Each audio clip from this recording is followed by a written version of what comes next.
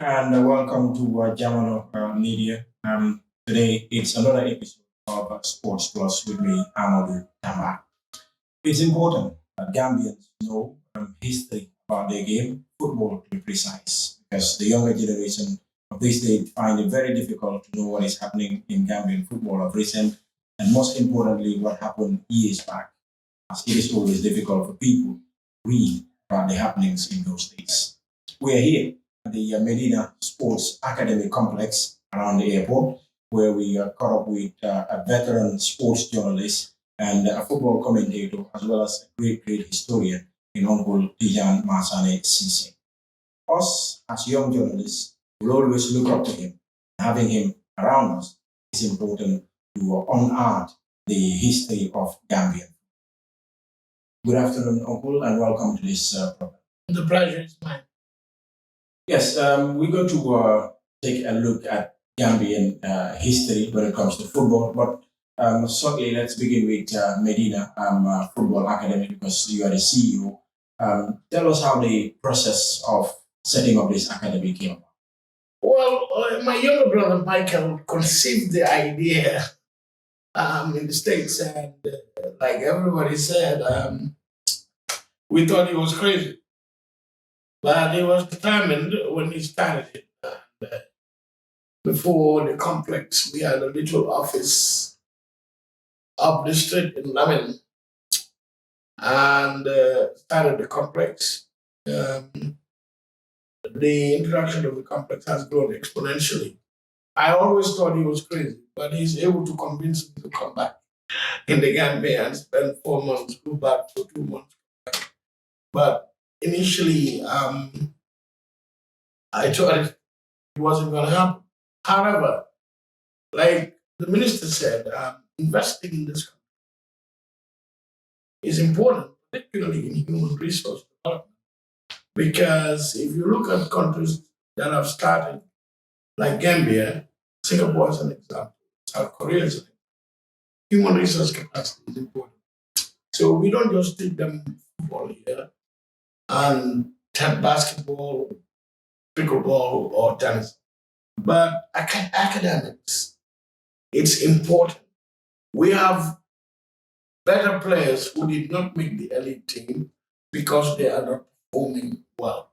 That is something that the academy prides itself in. And I don't care who you are, how good you are, because we want to make sure that we prepare future leaders of this country also. This academy stands for life after football is fundamentally important. As somebody who's covered Gambian football before, I see a lot of veterans today that, life after football should have been more beneficial in terms of, what could be done after. But it seemed they were not prepared to arm themselves to proceed, life after football, train them to be coaches, etc., etc. That has not been the case. So that is one of the things that we treasure here and we value it. And we work very, very closely with parents and we have a personal director, Usamane Haima.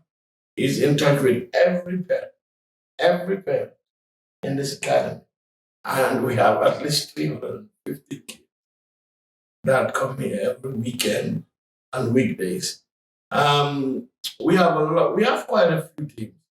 We have a U9, U11, U12, U14, U15, 17, 19, 23, and a third division, and a female team. So in total, we have 10 teams.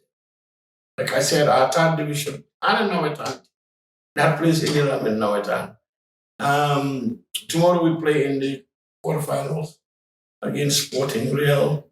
And for us, it's a tremendous achievement, given that we've only been here for 2 years and already, we are making progress in association football. We've also built a reputation outside of the campaign. Very well connected. Our partners in Senegal, AS Pekin, our partners, we work with them.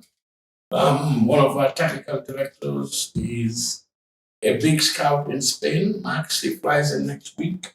We just had Trama, who is one of the leading football technicians in Spain and a national team third level coach, whose father was part of the 1978 team that won the World Cup for Argentina. He was here for a whole week and scouted, trained with the kids, and he's seen a lot of talent. And he's most impressed by the under 11 and 12 and 9. And these kids have been with us since they were 7. So over time, tactically, they are already sound. Of course, our technical director, Sang, he has a C license. In the recent um, C license course, he beat every candidate in the Gambia. So he's the technical director. And a process that we have is that all our coaches are teachers. The general manager is a vice principal of the high school here in London, and all the coaches are teachers. So again, academics, we have classroom boy. Right now they're in camp. After lunch, it's rest, TV, train, classroom.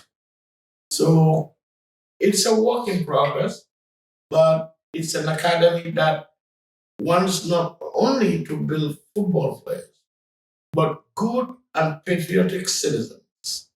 Um, that is exactly why one of the things we do, they have a curriculum and we teach them civics here. We want these kids to get out and know who designed the coat of arms of the Republic of Ghana, who wrote the national anthem, what is the national flag of our country. A lot of people out there don't even know a national flag, and that's embarrassing. So that is what we do here. Over 350 kids, it's not easy to put together and control. You talk about their accommodation, you talk about their feeding, and of course their shelter. How are you here at Medina able to put together all these kids and take good control of them? Because when I came in, I was privileged to be part of the team that was going around dressing rooms, the dormitories, and all that stuff. How are you able to control all these kids? That's where the teachers come in. The teachers are their second parents in school and here too. So, first of all, you want to make them proud of the academy in the sense that we make them take ownership of the academy. It's theirs. I can't play. I can't play. Who owns it? They own it. So they take great ownership of this academy. You will not believe after practice they walk into those bushes looking for balls because it's their ball. So it's been easy in terms of a transition. Maybe the U9 kids, we have to deal more, kind of softer with them, go with, they little kids. But on the whole, we don't have. And like I said, we have cooks here for them. Um, like now they're having lunch. And it's more of a family one. I know if you saw the kids, you can know their family. And they don't want to go home, but they're supposed to go to their parents. They want to stay. So we just told them, towards the weekend, no camp. They're like, no, after you did it. So it's theirs and they've taken ownership.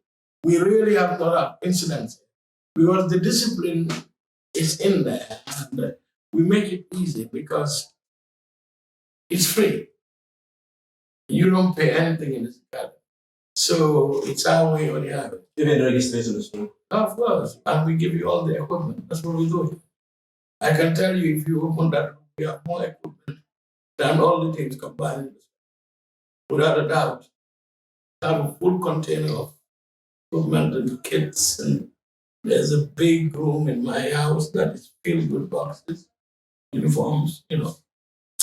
So we thank you all, and there are many football institutions in the US that work with us, in Spain in particular. We have a kid that's going to Barcelona Academy, go to school and play next year. We have two kids going to the US on full scholarship.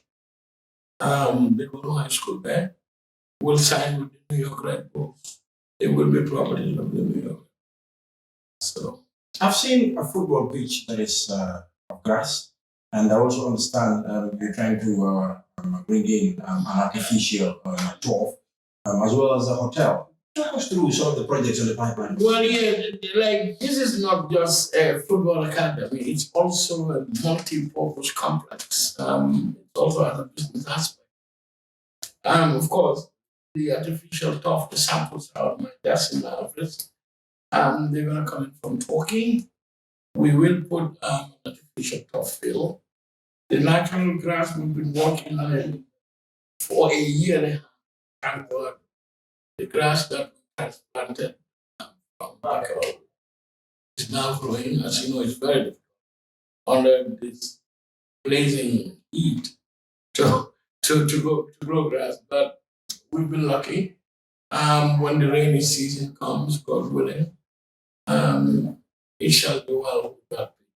We had a few test games to check the ground, invited some teams. We've had Sanga come here, um, some academies the last few weeks just to test the ground. So it's has some work done on it, and we look forward to doing all that work in get it ready for the rainy season. We are off to Dakar, our U17, to play against their counterparts in Cheers, Mbur, and Dakar. This is in preparation for the Inter Academies, West African Academies football tournament to take place in Dakar next year, in which Medina United will be playing. It's the first of its type, and things are working out. Okay. Now let's look at the history of Gambian football. We will surely take time to come in and do a special edition of the Medina Football. Gambian football. So many happenings happened in the past, and it's difficult right now to get to read it anywhere, being in newspapers, online, or so, because what we are open to today was not there yesterday. Can you take us through some of the best moments back then in Gambian football? Rightfully so. I became a football commentator at age 14. I was calling games on Radio Gambia when I was 14 years old. And I sat next to one of the greatest commentators in Africa, Soldier. Learned from him, copied him, mastered it, and was also a football administrator. One of the best high school teams ever in association football that produced the Aziz Kors, Mustafa Mintes, Solfai, Boebadunya, Arifo was under my watch as president. However, I grew up at Lancaster Street, right across from the headquarters of Real Banjo at the time. So it was safe to say I've been watching Gambian football since about 1974. And one of the things I did was keep records alongside with Absent. And from time to time, we pick each other's brains as to what the records were. However, like everything Gambian, we didn't keep records. Like I can still sit here and tell you that the foundation stone for the Independence Stadium was laid on 18 February 1980, right after the parade. But you will not find that anywhere in history. I can tell you that we opened the stadium officially with a four-nation tournament, and we beat Sierra Leone by a lone goal scored by Narewala. It's nowhere. So that has been a problem. And a lot of other things. Like we don't look for records in this country, but, because we didn't keep them. And history is a path that is left by the past. Unless you follow that path, you cannot find out. Now, I like the fact that today you have sports journalists that are covering the sport, which is good for Gambian football, and that the fan base is debating. As long as they do it respectfully, with maturity and responsibility, I think it is good for our football. like last week when you called me to find out if anybody has ever scored more than 20 goals. Yes, yes. Like I told you, Abdullah Boykor, he started with initially Real de Banjul, then went to Port. His first season with Port, he scored 20 goals. Joined Starlight, scored 20 goals. And the second season with Starlight, scored 25 goals. And let me add, the fact that he worked in the tourism industry.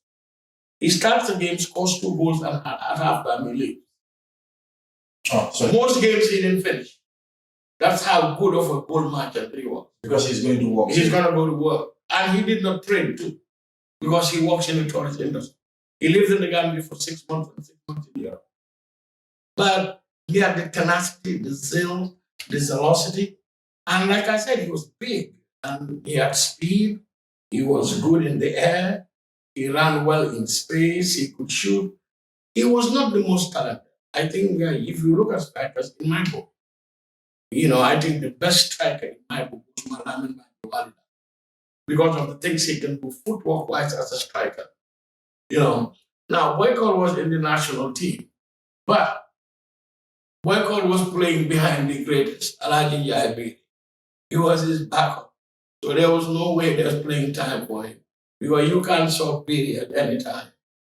Now, the fact that records were not officially kept by the FA, we got to remember too, Gambian football has had its issue in the past, until about 1978, 79, when Dr. Ibrahim Malik Samba, the British trade surgeon, was brought in to run the FA for a year and put the house in order alongside the late Anthony Erard Brain, who was the Secretary General. In 1 year, they were able to get it together, and then they handed it over to Bukari Ofofana. He's a tall Hausa man. If you read my book, he was a nominated member of Parliament also. Momodu S. M. Diba, who I think what he's done for Gambian football as Secretary General, nobody has done. When they took over that team in 1979, when they took over the association in 78, 79 season, our first outing, actually a major outing, was Zone 2 in Bissau. And that's where Lamin Owen was recruited to go to Cosmos in New York. That time they had the next like Pele and Joan Lamin Owen's daughter band was to go on trials. Then in 79, we went to play in Liberia, the William J.R. Tolbert fraternity tournament, and the Gambia went. And we lost narrowly to the host nation. There's still a story, the referee always said at the end of the game he wanted to leave that stadium alive. However, that was when Gambian football really rose, 1979.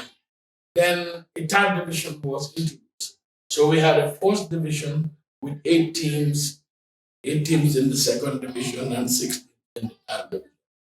And also a zonal football tournament was played around Independence, which was huge. Then you only had Serakunda. Serakunda East and West came into being in the 1982, 82, 83 in Serakunda. That's when East and West came into play. But when we had the first National Youth Week in 1974, Baka won the first week. They beat Banjul. They had the likes of Naujai, who was also a great striker and could also play the 5 position. He was AD camp to Sadara, so there was no time for him to play also. Couple Cisse and a lot of talent out back in the day. So they won the first zonal here. And every year there was a zonal. Banjul Breweries used to sponsor a zonal tournament also. Every year, GNIC, the Gambia National Insurance Corporation, the pre-season tournament, every year they sponsor it. The Gambia Commercial Bank sponsored the league. Then I think, what he's done for Gambian football, It's not documented. I think what Hussein MMJ of blessed memory has done for Gambian football, nobody comes close. Nobody comes close. Hands down. Okay. Now let's look into the goal scoring record. You told me Abdul Boy Call netted 20 goals, and that was a national record. And of recent, I also saw an article that indicates that he didn't score 25 a season, in which he did not finish the season. Was the 20 goals exactly in the league alone? The 25 in the league alone, or in the league and the FA? In the league alone. In the league alone. And you can reach out to him. I'm sure. Yeah, he made such clarifications in the article that I wrote. Of course. That exactly what you said was true. He scored 20 in 2 seasons. He's got 25. And, yeah. He's got 25 goals too. Yeah. But now he got 25, as you made mention, 2020 and 25 in a season that he did not even complete. Do we still have any records to show for it, despite you were present? Well, like I said, I documented all these things in my book. People like the late Joy Gomez and Papsen in particular had pushed me to write a book. It's on Amazon. And inside that is the review of Gambian football. 1975 to 1985, when I covered the game. I cataloged everything in that book. Because this is the reason I told my story covering Gambian football for posterity's sake. Now, reverting to what I believe, that is the fact that then officially no records were kept. What pertains today should be the national. That is where my question will come in. Hence, there was no records at the time. Of course. We cannot dispute the fact that Boy calls for 2025. That's exactly my point. Yes. It cannot be disputed. Now that Mustafa Drame was able to score 15 goals in 2 consecutive seasons, and now he has even reached 17 with games to spare, and his stats are officially recorded and kept, can we say Mustafa Drame now is the highest ever goal scoring Gambian striker in the top flight? Well, you can say that if you want to. I mean, officially, yes. Officially on record, yes. But there were goals scored more than that. You see, there are a lot of things that, like I said earlier, before we started this interview, in the entire history of Guinea, they're football history, and they've been a powerhouse since time immemorial. The only person that ever scored 4 goals against Guinea in an international match is a Gambian. You guys, people don't know that. Amadou scored 4 goals against Guinea in Mauritania in 1983 July. So, but records were not kept. Baimale is the first Gambian to win a leading goal scorer in an international tournament, Zone 2. 1983 in Nouakchott, I was there. You know, the Gambia been beat by Ghana 6 goals to 1. And the Accra Daily Graphic the next day ran a headline, a bag full of goals. But these are not documented anywhere. However, in my book, if you read it, I have shared and cataloged everything that I recorded and cross-checked by Papsen and approved by Soldier, who is my father, taught me football commentary, broadcasting, and how to be a good journalist, you know. And it was better. And it met the challenge. So there are a lot of things that happen in Gambian football that the current generation will not know, and particularly even people in the FA, you know, because they were not around. They probably don't know the history of Foxbar Stadium, you know. O.J. Jallo that just passed away has contributed immensely to the development of association football in this country. People don't know this. Babacar Ba, engineer, Babu Sa, goalkeeper, Lamin Owens were all discovered by OJ. It's really very important to unearth some of these stories, because the younger generation, even us who are in the media now, always find it very difficult to know what happened before, and it's absolutely very good. When I wrote that article, or had a comment there in which he indicated that you will be very proud to see Mustafa Drame, of course, break his record because he has set his record 40, 41, 42, 43 years ago, and you'll be proud to have a striker do that in this generation. But Mr. Cisse, let me just interject here. Let me also add. He was not only the leading goal scorer in association football. He was also the leading goal scorer in Nawata. And from half dive to Gloucester, they would accompany him with the Sabbath. Yes. Yes. I saw the lines of the song It is true. in my It is true. Nawatan, even Nawatan, he was leading goal. The man just had a knack to find the back of the net. You know, he could. You know, with what football has today, the money, the facilities, the encouragement, the motivation. If the Gambia had it in the 80s, it would have won the competition. Understand? We are one of the greatest in the continent in the Nigeria. We are one of the best strikers by Malawat. We had Seusar. We had Lamin Owens, Laos. We could match anybody in the continent at the time. But it was short. We went short for a number of reasons. Imagine going to Mali sitting on a train. Get there, you have to play a game. Imagine riding on a Land Rover all the way to the south. As soon as you get there, you're playing a game. You know, there were no facilities. You know, there was no money. That's where people like Elijah Hussein Njai, Obi Konate, James Gomez, Babu Sise, Tapangom, Gabi Father Joseph Goff, you know, Uji Jalo, invested a lot in promoting football in this country. Without those people, maybe there would not have been government football to take over in the 80s. They put their personal resources to make sure the game went on. I'll give you a clear example. My first mission to Freetown to cover the Gambia national team was not paid by the Gambia government. And I worked for the Gambia government. Was paid for by an individual. Flew me to Freetown to call the game.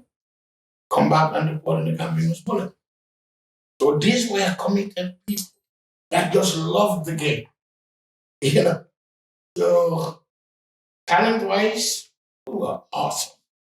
You know, we had a U20, 20, 21 here that held the Ivorians in Abidjan and beat them in the Côte d'Ivoire.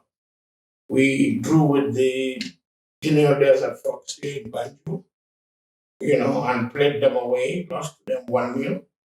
Senegal, anytime IU21 plays them, they never come for the return leg. Now, what can we do in modern era to ensure that record keeping is a thing of the past in Gambian football?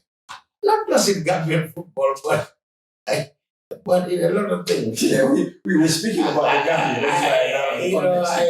I challenge people a number of times. Like I'm teaching these kids right now. I'm teaching them civics, and you know, I ask a lot of people out there the coat of arms of the Gambia, who designed it. So we don't keep this up, and it's hard. You know, even our national flag is the combination of government and a lot of people out there don't know. So I think we have to go back to the schools first. You know, that's where you teach patriotism and good citizenry. The people will know about their country. Like the national identity of our country, the fly so happily at the United Nations. I can bring 10 people and ask them who designed this flag. Maybe one will answer, that's an embarrassment. Same way with the records. We don't keep them. And we should. You know, I always knew that records were important because this man taught me that. So to this day, I can tell you that for the longest time, Chef held the African high jump record at 2.5. I can tell you that Banana Jaju is the first person to run 10.2 seconds on the games. I can tell you that our female relay team won the bronze medal at the All African Games in Rabat in 1980. Jabugiago, Francis, Jata, Amindao, and Georgia. I can tell you that Captain of Commonwealth Games set the Gambian record in 21.5. It stood for a long time. Out of my sleep, because I valued my work and I saved it. So when I decided to write my book, I went back. How much effort and time have you put into this to ensure that you were able to grab all this? And even if you were awoken at the middle of the night, you were able to narrate all this. Well, one of the things, my grandmother saved a lot of my work. So to this day, I can go and open the big boxes and see some of the articles I wrote when I went to high school. So it was pretty easy to get back to it. The biggest upset in Gambian football, the second division team beat Real de Banjul in an FA Cup final. 1979, Dinga. What was this? 1-0. But these are things that people don't know. You have assist scoring young, but the real assist score, you guys have not seen him at his peak. I'll put this down that even Maradona wasn't better than us. Even Messi was not better than us. That's how good he was. Yeah. And for those of you who did not see Pee play, there was not a better striker in Africa than Pee. So, What made it difficult for them to excel? well, I think I just have to refer to what I said earlier about the facilities. You see, the technician that was here from Spain, we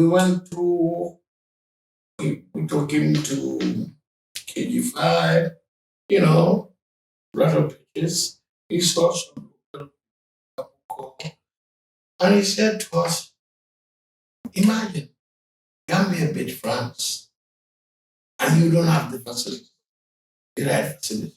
Do you know what would have happened to Gambia? Right? And that's a fact. The facilities are not there. We don't have enough technicians to train these kids, and we are not pushing the fact that football and education go together. UTG has a third division team. And as well. when I go to watch them, but I always tell them, I think these kids are clever in the classroom. That's why no team can take them anywhere. They know how to play. It goes together. You know. But you guys, you're doing a good job. Like I said, back in the day, if you talk print journalism, in terms of sports, print journalism, it was only Pabs and I. And let me put on the record, if anybody has promoted Gambian football outside this country, nobody has done that Pabs. He wrote for Reuters, he wrote for Le Soleil, Zonde, Jeune Afrique. That's the only international, access for Gambian football. And thanks to Pabs, I have admiration and respect for him. I've sat with him, come to box for many years. As a young kid, I've traveled with him, covered the Gambia national team. I called him, the nickname I gave him is a walking encyclopedia. Papa is just as good as me in the training records. And time to time, Papa and I would pick each other's brains. He's still able to tell me, Liberia, who scored the free kick against Togo, was a 45-yard. Simon Yas. Check what I never be regarded to go kick break for the community. All those guys are great players. You guys will never hear about Simon Yas, even Accident. I watched Axis last game when he retired. The late Uncle Balu Yasi, I saw his last game. He was a volley. Alasamba, he was a striker. Adonis Sport Authority. We had a team called Adonis Real, where it was Real played the finest football in this country at the time. But even if Adonis had 7, Real could not beat them. Augustinians at their peak, had Leon Prom, first star that was in there. He was as good as any football player in this. So there's a lot of history, man. If we want to sit there, we'll Staying now on the history, you're going to pinpoint some of the most important and recent histories. The Gambia played the under 20 Cup Nations in Egypt, and a young prolific striker in Amadou netted a hat trick against South Sudan. I was there with the team, and I wrote an article that he would become the first Gambian to score a hat trick in a CAF competition. That is, talking about the 17 under 20 and the senior team. And it came out to be the case because you also contacted me to reveal that Baima Lawala scored 4 goals in a single game in Zone 2. And I can say that has propelled Gambia to another level because after that article on I wrote about Bojan, I saw it on some of the British newspapers. I didn't show it on the Daily Mail. And that was absolutely good for Gambia. Was he exactly the first Gambian to let a half competition? Well, CAF, yeah, you could say it, but Zone 2 was a subsidiary of CAF. It was a CAF sanctioned tournament. Again, on the record, off the record, my Malawala has scored 4 goals. I was there. On the record, Adam Bojan, it's right that Yes. he was the first Gambian to score a hat trick in a CAF competition. Well, because it's recorded. But if you go to Zone 2 football, it still exists. I'm sure they can record. Because by Mala won't be in the Zone 2 in Mauritania. It just boils down to not keeping records. So that's one of the things we do here. We keep records, the goals that they score. But we have a U9 tournament, a U11. So this is why it's for the U11 and U9. Yeah. Because this stuff came like this design in the US. So all we did was already manifest. And it's for U9 and U11. The goals were smaller than this, but we decided they were not scoring, so we decided to bring bigger ones for them. And one of the things we keep so that tomorrow, particularly with scouts, they want all this big. We have somebody going to Barcelona, like I told you, and they're asking for all the information. How many goals, even practice goals they ask. That is also affecting our players. Don't you think it's also affecting our players when it comes to marketing? Because you mentioned, like for instance, a player will score a brilliant free kick. At times in just one game, a player can be marketed. And you do that, you go home, you don't get records to show for it. Well, but again, how many Gambians are agents? In as much as I check the FA, keep records, if you're an agent, you need to be equipped with those records. You maybe you just need validation from the FA. It's still there, yeah, this is right. But I think the agents should have, should have kind of mechanism to keep track of the goals. Importantly, don't you think digging out some of these previous records of goal scorers or players who did what and what here and there serves as a motivation for youngsters coming to say, look, okay, Uncle Tijan moo fi defoon man foog ma bëreeg loolu moo wàcce ko ma nekk si. See that code up there? Second best is not an option. That's the way we run this academy. And you are right. I mean, we should encourage that. Like the kid that scored 16 goals, let's hope he scores 25 in the next few games. But somebody should aspire, work hard during the summer to say, listen, I'm going to break this. And then that's competition. It's healthy for the sport. It is very, very healthy. Let's get down to the stadium. We only have one stadium in Gambia. And a lot of Gambians, even those who were there in your generation, don't know how the stadium came about until we got that stadium. Take us through how the stadium came about until the foundation stone was laid. the official inauguration and our first game at this? Well, for our stadium, thanks to Mohamed Tijan, he was one-time president of the FA and also sport. Education, that time you had education, youth and sports. He actually negotiated for this thing. And it was built, the building started in 1980. And I remember I covered the foundation laying, and they promised to hand it over in the summer of 83. They did exactly. And that stadium, you could eat. Until I left this country in 1980, it was so well managed, you can eat in the bathroom. I don't know what happened, but that was the way it was done. It was squeaky clean. The staff took ownership. I mean, if they saw you walking across the field, the grass, man, they want to fight you. So again, the minister spoke about taking ownership, something that you feel you own. And, not just Gambians, a lot of Africans do that. And that is why we are teaching these kids ownership. Like, for example, when we have events here, before they go home, they're the ones that go and pack all the chairs and stuff. That's taking ownership. Because if they leave it here, it will be stolen. Even though we have a white man, right? But this is too big for a white man. I think we've not taken ownership of our stadium. There's a whole lot left in the lifespan of that stadium.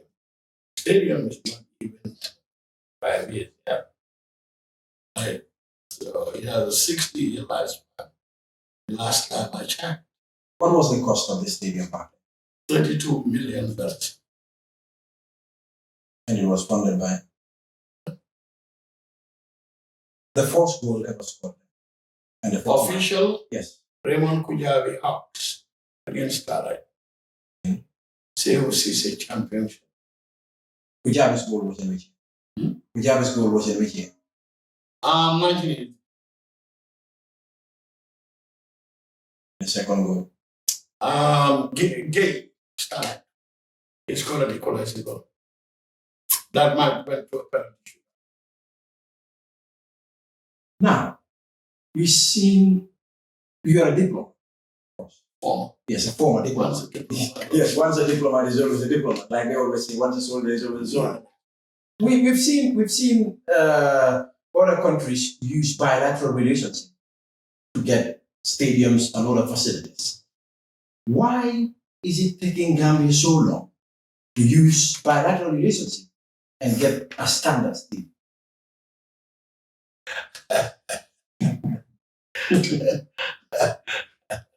That's a bait, right? That's a bait. A journalist trying to trick another journalist, right? And all the one too. Well, I can't really answer that question, but yes, I think Gambia can access bilateral.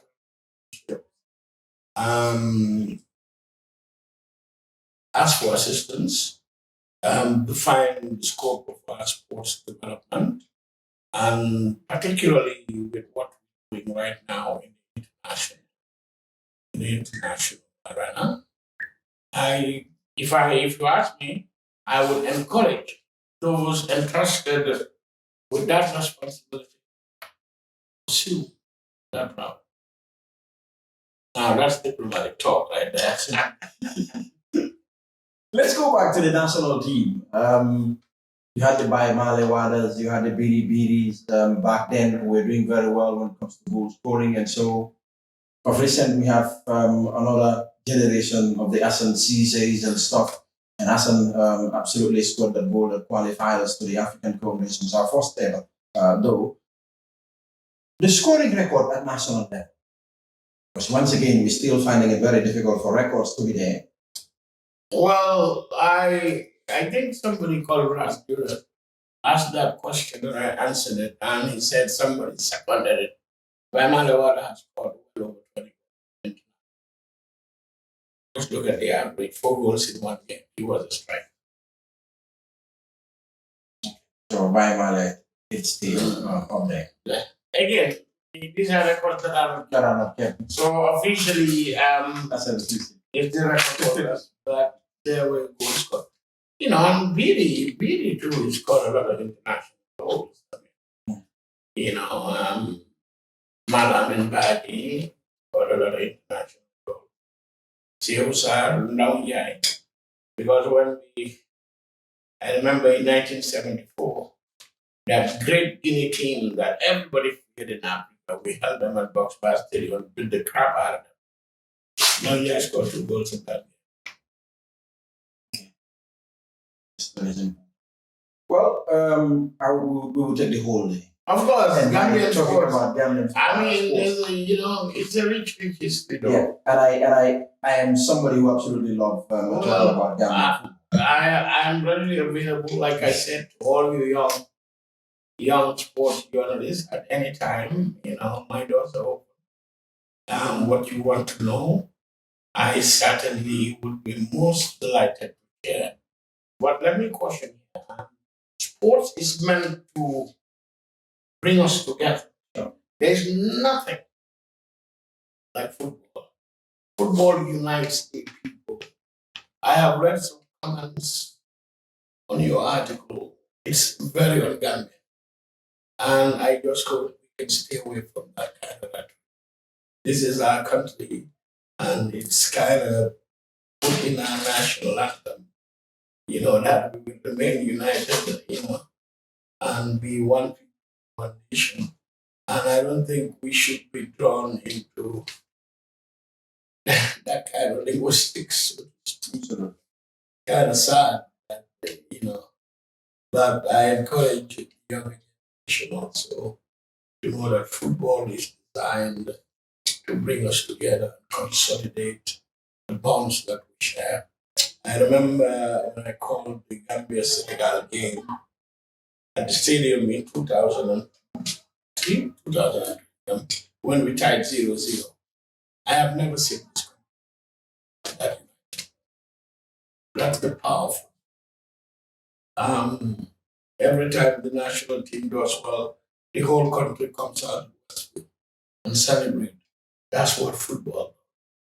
It's a common denominator that binds us all.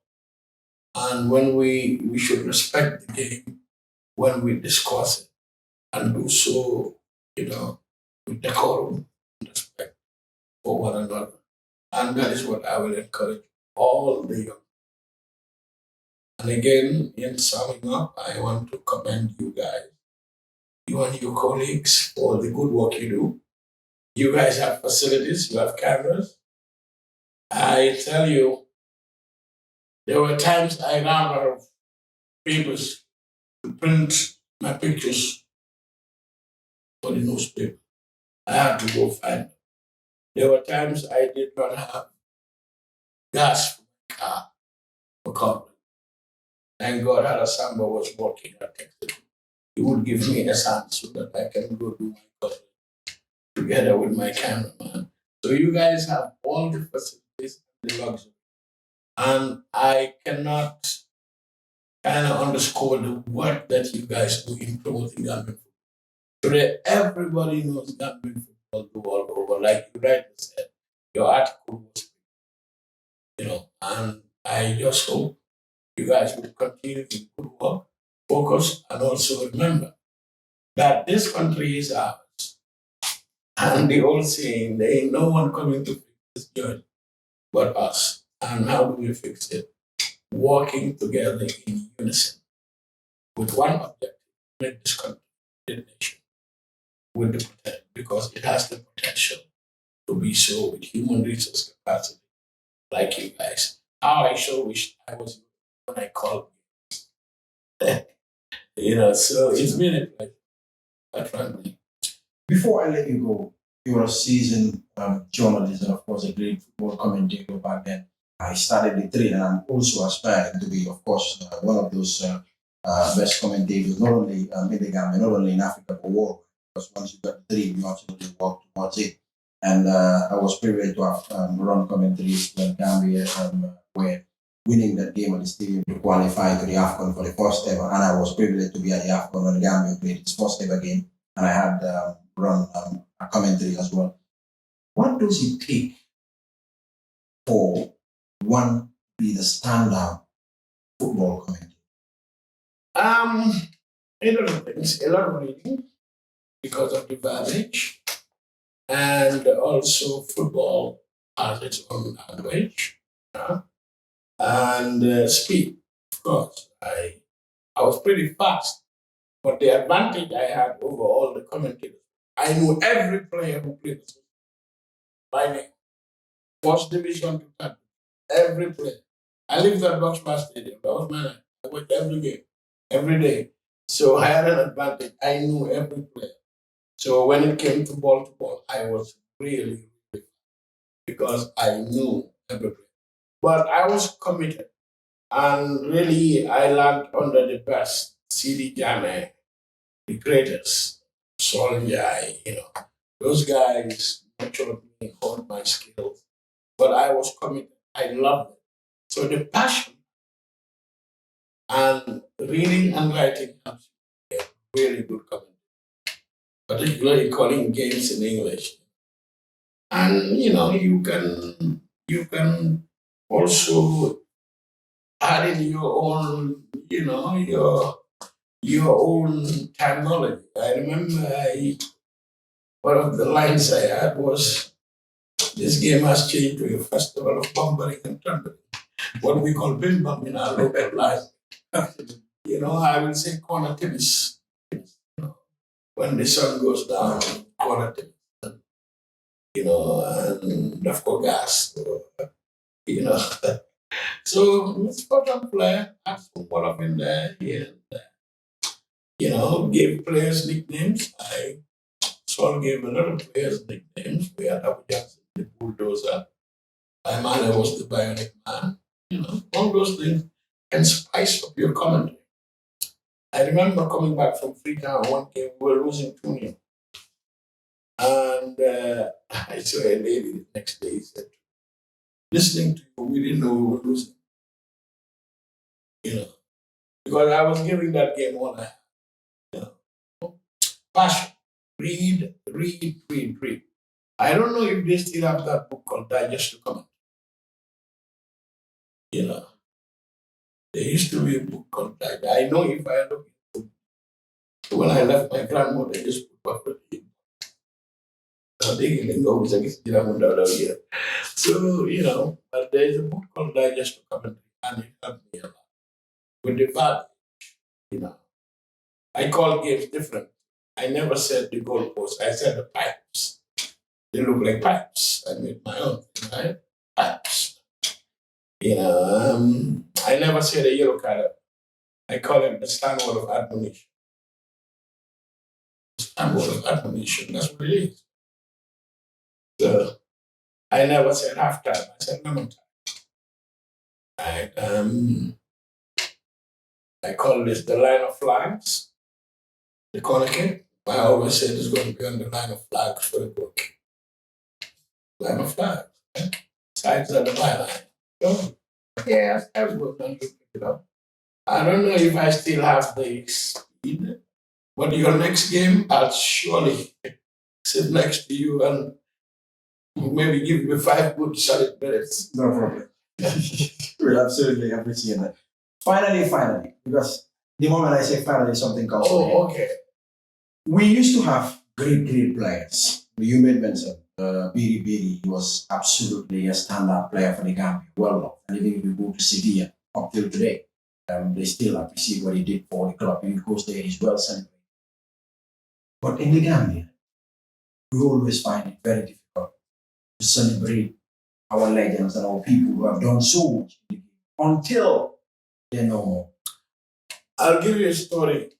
Would be this is him arriving at an airport in the US.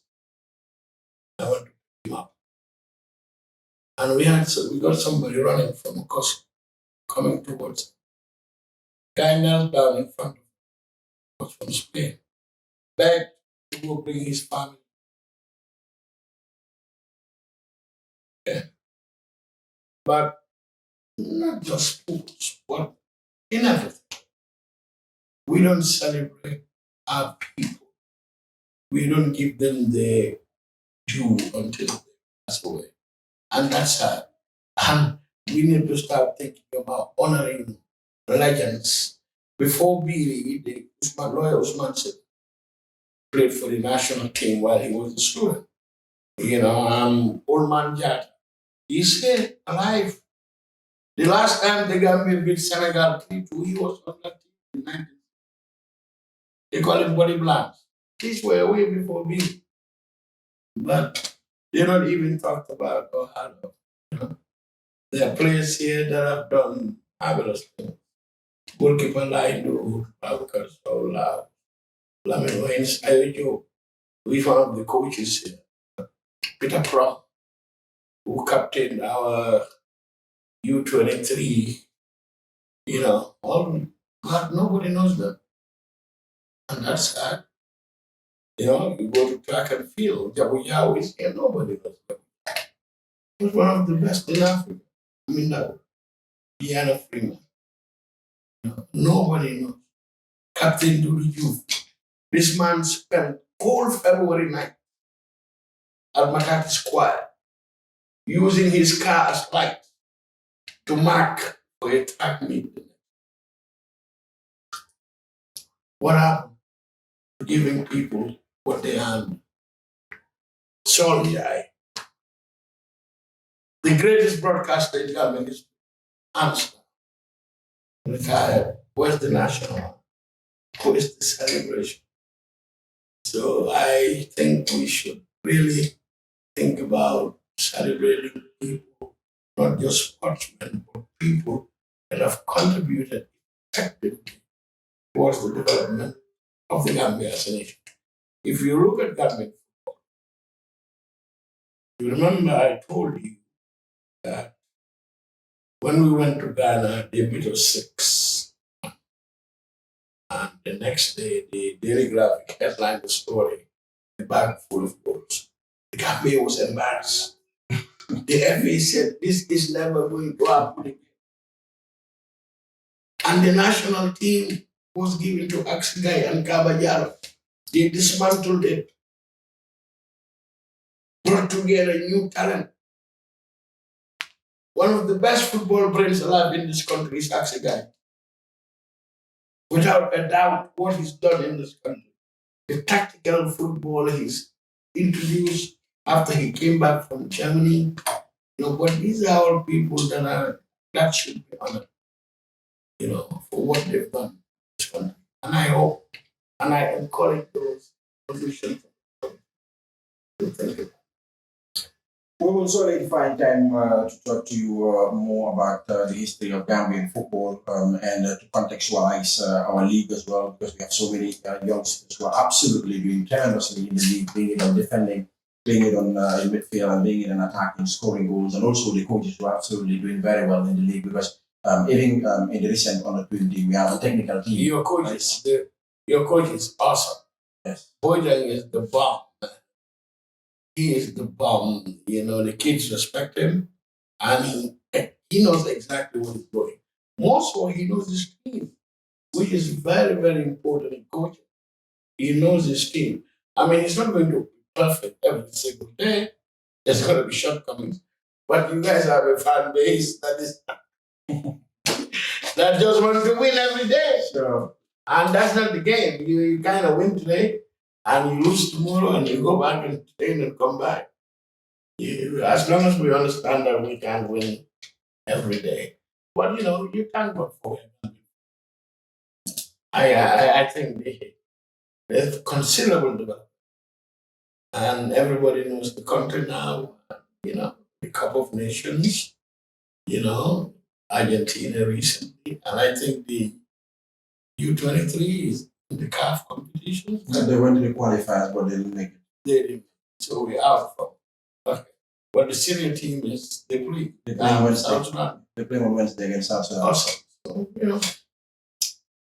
good things will come the way of Gambian football. You guys just keep pushing that pen and keep holding that microphone.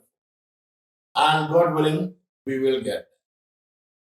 Thank you very much. This is the first time we will surely not be the last, because your doors will always be Of course, without a doubt, for all of you, anytime, anything you guys want to know from the days I covered the game or as a football commentator or beat writer for the Gambia national team, I'm open and I encourage you to get a copy of my book, An Insider's Review of Gambian Football. There is a lot captured in, you know. We will. Well, we're going to end it here. That's Tijan Masane Sise, a great veteran journalist, a former diplomat, and as well a great football commentator back then, who are young in the field. We always look up to him and want to be like him one day, even more than the way he was back then. Thank you very much to the entire camera team headed by Yasin. We're going to end it here today till we come your way next time. Uncle, it's a pleasure to It was an honor indeed, and thank you so much. I look forward to being with you. So, promise, I'll come call again with you.